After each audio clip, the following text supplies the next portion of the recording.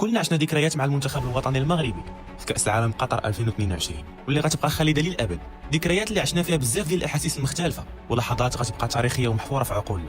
وبهذه المناسبة وبعد مرور سنة كاملة على أول صافرة انطلقات في كأس العالم قطر، غنحيو مسار المنتخب الوطني المغربي في المونديال من خلال سلسلة من الفيديوهات واللي غنتحدثوا فيها وبجميع التفاصيل على الملحمة المغربية بقطر وكيفاش حققوا المستحيل. غنرجعوا نحيو ذكريات ونشوفوا الأحداث من زاوية أخرى، ذكريات اللي عمرنا غنساوها. مرحبا بكم في سلسلة ذاكرة مونديالية.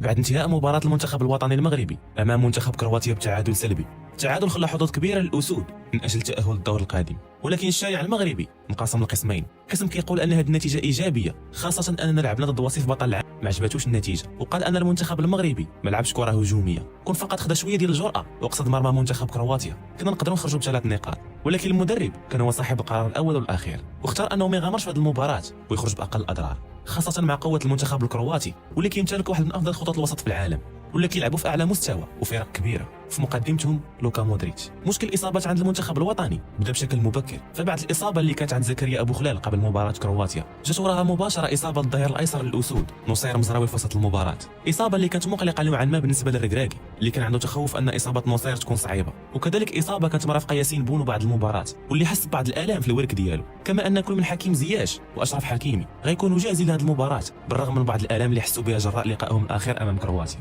ولكن هذه أمور كانوا اللاعبين قادرين على تجاوزها. التفكير كان كامل منصب على المباراة المقبلة، مباراة اللي غتجمع المنتخب المغربي بالمنتخب المصنف الثاني عالميا منتخب بلجيكا، واللي كان برفقة جيل ذهبي من اللاعبين وكيمتلك نجوم كبار في تشكيلته بحال كيفين دي بروين، ايدين هازار وروميلو لوكاكو. المنتخب البلجيكي كان كيخصو الفوز فقط في المباراة باش يضمن التأهل للدور القادم بحكم فوزه في المباراة الأولى أمام كندا بهدف يتيم، ولكن الأداء اللي قدمته بلجيكا ما كانش أداء كبير أو الأداء المعروف به هذا المنتخب، بحيث أن الخبرة فقط هي اللي صنعت الفريق في هذه المباراة.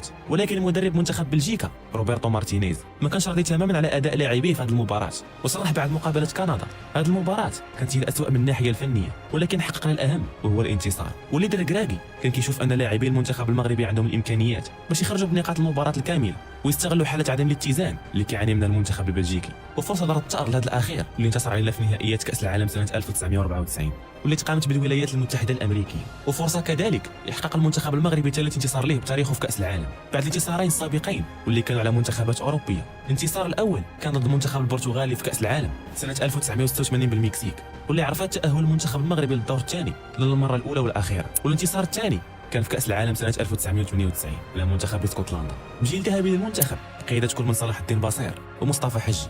خيري وهدي بصير، اوه صلاح الدين بصير، صلاح الدين بصير.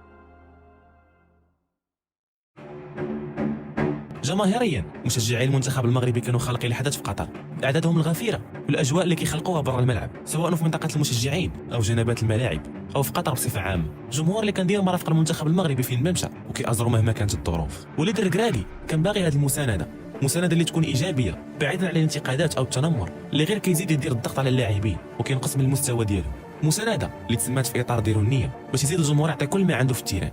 ولا تجمعنا ديك لينيون ناسيونال اللي كنت باغي قبل لا كوب دي موند، باش ملي كنقول الكره غتضرب بوطو غتخرج لا بوطو غتدخل، غنكون صحابكم راني حماق ولا كنقولها ديك لي زون بوزيتيف نيجاتيف كيتلعبوا في الكره، وان شاء الله ولا غدا مجموعين مع الجمهور واي واحد يدير نيه ويقول ان شاء الله غيتقاتلوا الدراري والكره غتدخل غنربحوا ان شاء الله. باغونت ولا كاينين كيقولوا ان شاء الله هذا راس لافوكا في الهضره وان شاء الله يخسر باش في الاخر. في يوم المباراة وكيف ما جرت العادة الملعب مملوء عن آخره، الجماهير المغربية حجت بشكل غفير باش تشجع المنتخب المغربي في هذه المباراة المهمة واللي عارفين كاملين أنها ما غاديش تكون سهلة للمشجعين المغاربة. وبعد حملة كبيرة قامت مواقع التواصل الاجتماعي واللي عرفت انتشار واسع كطالب بضرورة التشجيع المتواصل طيلة 90 دقيقة ونسيان الصور التذكارية أو أي حاجة أخرى واللي يمكن ياخذوها قبل أو بين شوطي المباراة. وليد الركراكي حفز اللاعبين نفسيا بخطاب في غرفة الملابس واكد عليهم بضرورة الخروج بنقاط المباراة الكاملة باش يبقى كل شيء في يدينا بعيدا عن حسابات المباراة الأخيرة أو ما يعرف بالكالكوليتريس. الشيخ يكون معنا استاذ عمر في المغرب كيسمعوا منكم غير تقاتلوا الدراري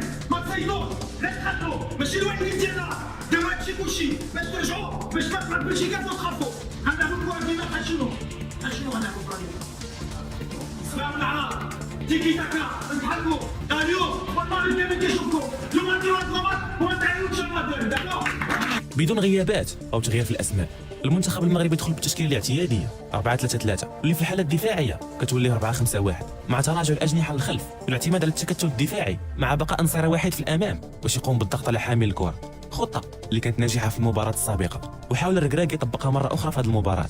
وكذلك طلب من اللاعبين الاعتماد بشكل قوي على الكرات الثابته.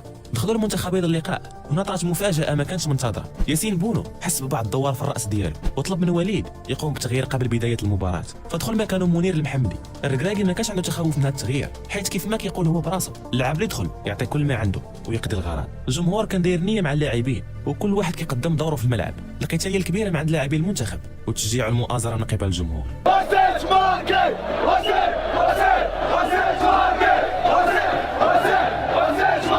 المقابله بدات بتراجع كلي للمنتخب الوطني للمناطق الدفاعيه وخلى الكره للمنتخب البلجيكي اللي طيلت ربع ساعه الاولى وهو مستحوذ على الكره وكيقوم بمحاولات متكرره على مرمى منير المحمدي. هذا الاخير كان عند الجمهور تخوف كبير من جاهزيته للمباراه من بعد ما دخل يلعب المباراه بشكل مفاجئ وتساءل العديد على جاهزيته النفسيه في هذه المباراه، ولكن منير المحمدي كان حاضر ذهنيا بشكل قوي في هذه المقابله.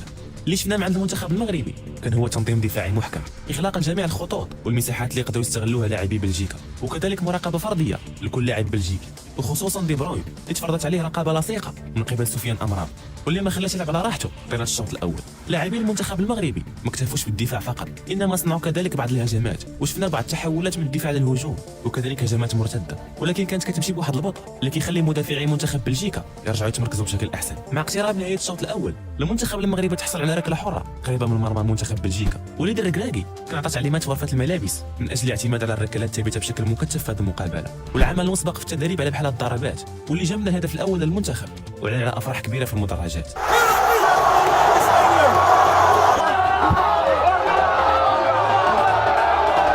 ولكن هذه الفرحه ما اكتملاتش وطلق الهدف بداعي التسلل. هدف كنت حسب كان غيكون جا في توقيت مثالي بحيث بعد هذا الهدف انتهى الشوط الاول وكان غيعطي دفعه معنويه كبيره للاسود. في الشوط الثاني تغير الجلباب اللي ظهر عليه المنتخب المغربي في الشوط الاول. بداو الاسود بتعليمات من عند وليد الركراكي انه يكتف هجماته ويضغط على مرمى منتخب بلجيكا باش يحسموا المباراه. المنتخب البلجيكي ما اكتفاش بالمراقبه فقط وحتى هو استمر في المحاوله على المرمى. تقلبات في المباراه استمرت ما بين هجمات مغربيه وهجمات بلجيكيه وبمرور الدقائق الركراكي قام ببعض التغييرات واللي كانوا مؤثرين بشكل كبير على المباراه. دخولكم الحمد الله زكريا ابو خلال، صابري عبد الحميد ويحيى عطيه الله. هذا الاخير تحصل على ضربه خطا في حدود دقيقه 72 وتقدم لها كل من صابيري وحكيم زياش. الحمد لله.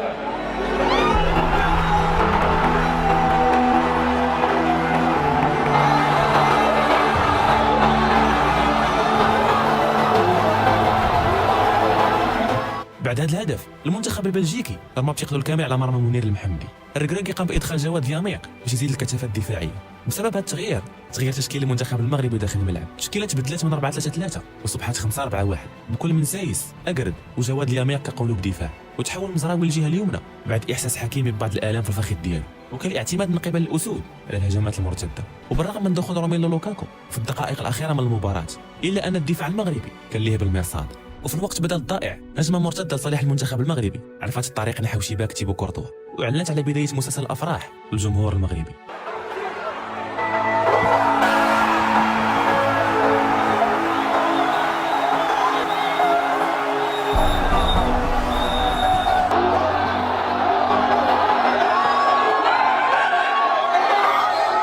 على اثر هذا الهدف انتهت المباراه اللي حملت عنوان ثالث انتصار للمنتخب الوطني المغربي في تاريخ مشاركته في كاس العالم، وكانت بدايه سلسله من الانتصارات القادمه. الشعب المغربي صغارا وكبارا كلهم احتفلوا بهذا الانتصار سواء في المغرب او خارج المغرب. الشعب اللي كيتنفس الكره عاش واحده من احسن لحظاته الكرويه واللي غتخلد في ذكرى جميع المغاربه.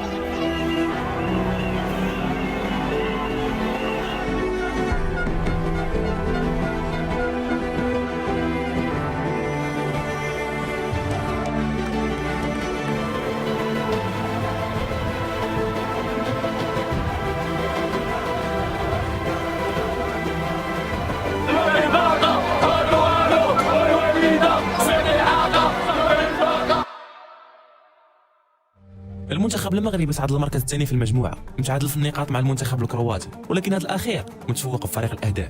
المهمه القادمه ما غتكونش سهله، المباراه الثالثه ضد منتخب كندا اللي خرج بشكل مبكر من هذه المسابقه في ثاني مشاركه ليه في كاس العالم عبر التاريخ. الهدف باين واضح عند اسود الاطلس، الفوز في هذه المباراه والتاهل المباشر للدور الثاني بعيدا عن الحسابات وانتظار نتائج مباريات اخرى. الهدف هو تصدر المجموعه وتكرار انجاز جيل منتخب 1986.